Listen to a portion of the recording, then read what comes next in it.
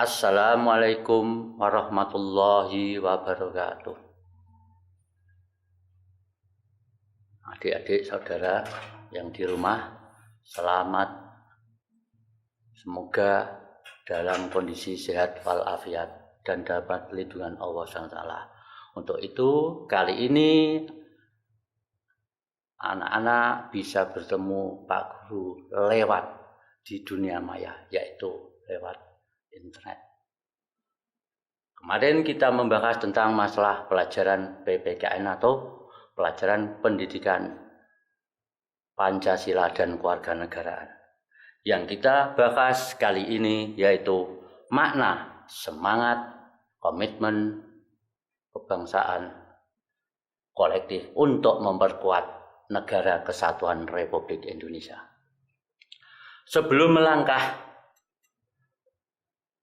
makna negara kesatuan itu, kita terlebih dahulu melihat apa sih Sumpah Pemuda. Kita harus tahu pelajaran yang lalu, yaitu arti pentingnya Sumpah Pemuda tahun 1928 dan pentingnya Sumpah Pemuda bagi perjuangan bangsa Indonesia, serta semangat komitmen Sumpah Pemuda dalam berbagai bidang kehidupan. Sebelum mengetahui Sumpah Pemuda, kita terlebih dahulu pelajaran yang lalu, yaitu makna meningkatkan perjuangan bangsa Indonesia atau makna kebangkitan nasional 1908 dan pentingnya kebangkitan nasional dalam perjuangan kemerdekaan, serta tokoh dalam perjuangan nasional maupun perjuangan kemerdekaan Indonesia. Sebelum kita merdeka, memang harus kita melihat jasa-jasa para pahlawan terlebih dahulu. Itulah salah satu bahas sebelum kita bahas untuk itu.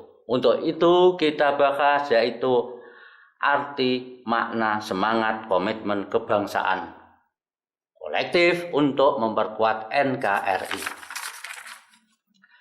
Tujuan negara Indonesia pada alinea keempat dalam preambel UUD 45, yaitu bangsa Indonesia melindungi segenap bangsanya, dan dua, memajukan kesejahteraan umum serta mencerdaskan kehidupan bangsa dan ikut serta melaksanakan ketertiban dunia berdasarkan kemerdekaan perdamaian abadi.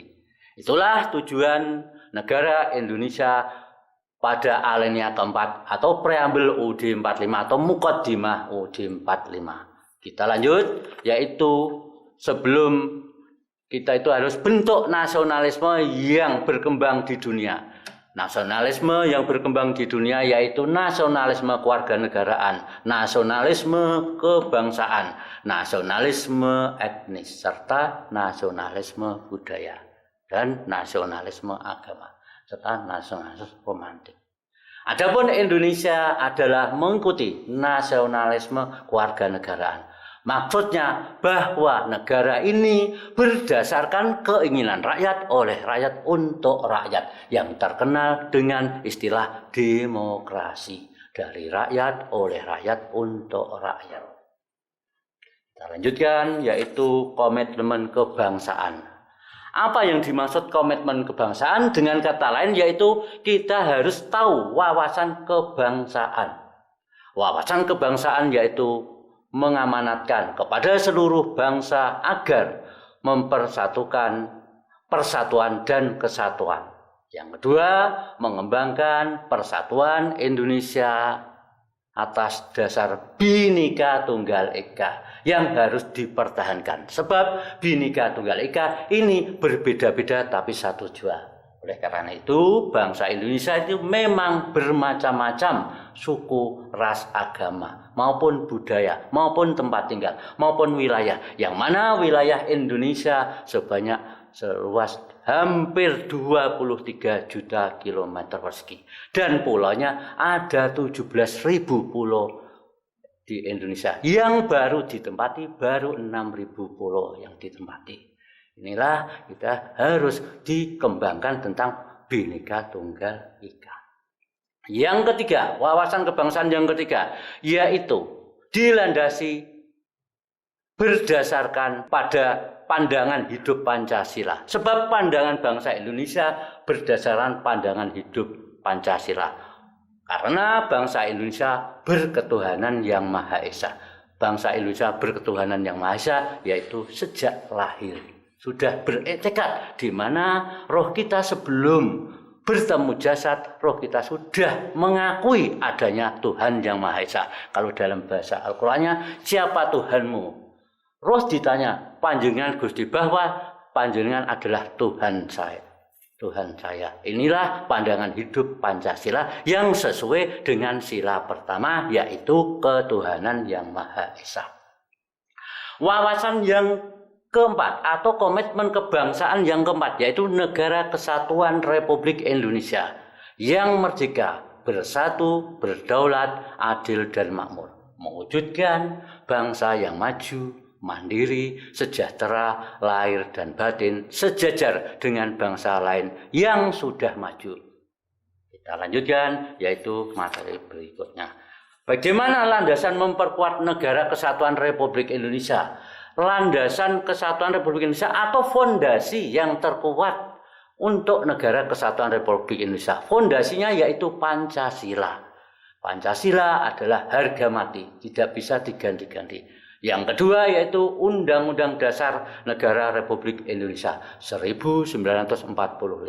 Yang ketiga yaitu ketetapan MPR nomor 4/MPR tahun 1999. Yang keempat, Undang-Undang nomor 3 tahun 2002 tentang pertahanan negara. Yang kelima, kondisi wawasan. Bagaimana wawasan kita itu? Wawasan kita tinjau bisa wawasan kebangsaan, dan wawasan kebangsaan ini punya rasa kebangsaan dan faham sebagai kebangsaan dan semangat kebangsaan.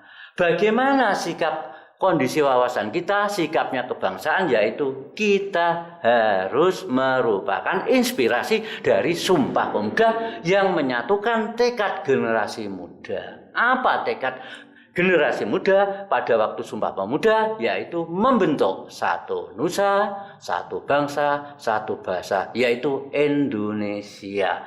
Itulah dinamakan Sumpah Pemuda. Untuk dari Pak Guru pelajaran PPKN hari ini saya cukup sekian, bisa bertemu besok insya Allah kalau ada teman, moga-moga dalam keadaan sehat walafiat. Sekian, Assalamualaikum warahmatullahi wabarakatuh.